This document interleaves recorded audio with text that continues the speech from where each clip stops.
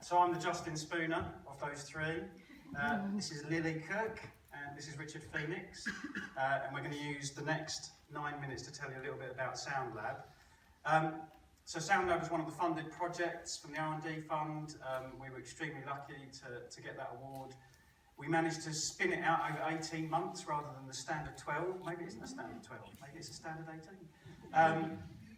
And basically it was a project to try and discover which kinds of digital music making technologies could really be of use and work for people with learning disabilities to make the kind of music that they wanted to make themselves.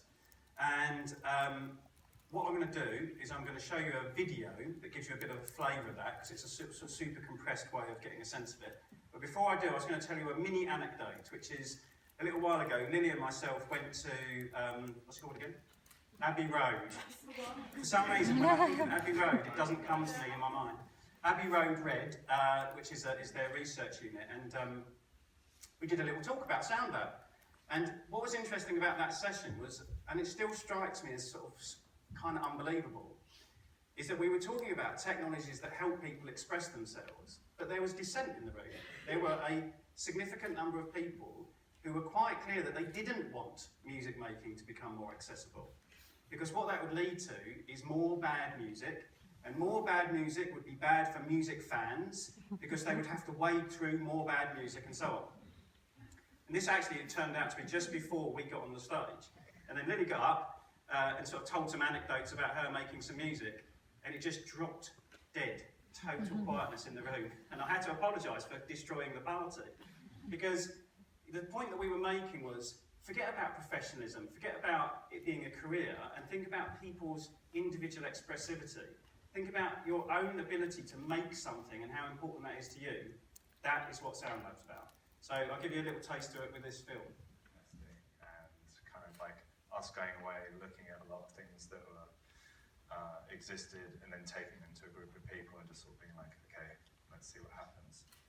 And sort of quickly realised that that wasn't going to work, and that we needed to do it together. We needed to learn with the people that we were trying to encourage to make music.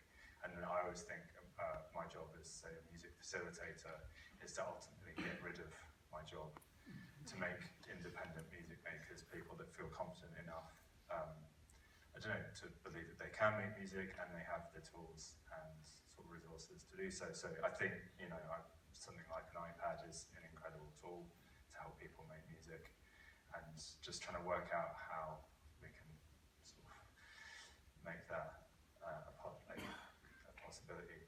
And so I guess a large part of that is not necessarily me deciding what I think is going to be accessible. It's working with people to try and sort of figure out what works for them. And it is a very personal relationship, and things work perfectly for some people, and then will just be not usable for somebody else.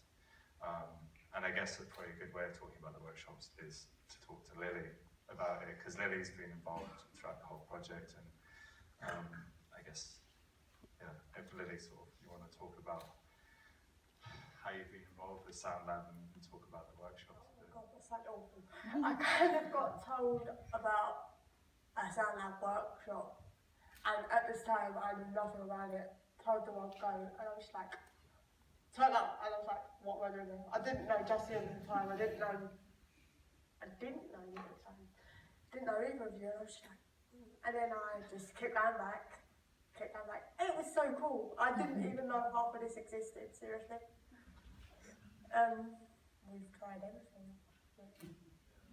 I've got them, I can't remember the names of them, because there's bloody loads of me. Yeah, there's loads of, like, we've used things like the pheromone and what's the round one? The Alphasphere. That's the one. Yeah, and it was just like, what, you really can make music with this?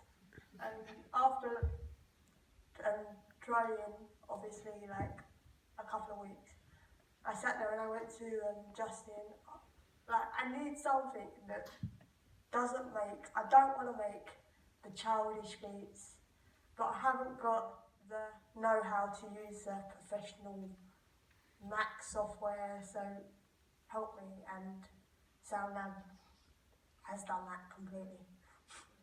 Yeah.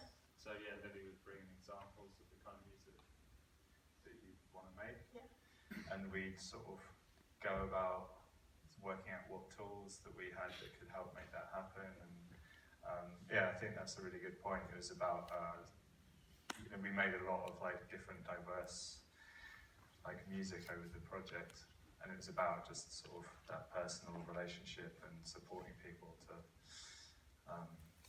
make the music that they wanted to make. So Trust me, I felt sorry for these guys, because every week I come back and I said, I was like, I don't like that song anymore, let's change it to this one. And then the tempo changed, and then we finally, I think with the finished project, there's 4 different songs mixed into one, because I couldn't decide what one to use. But yeah, it sounded okay in the end, sounds quite good. So. it's got a very heavy beat. Got the heavy beat, which is all I wanted. All right, just to finish off, if you want to know a bit more, you may have already done this, but sign up to the masterclass. I hate saying masterclass. There's no, you know, that session that we're doing on accessibility just after lunch. And also, keep your eye out for this flyer, because we're running an event on the 25th of November where we've got a whole dedicated day where we'll be at Nesta, and you can come and actually have a go on those technologies and get much more hands-on than we can today. Thank you.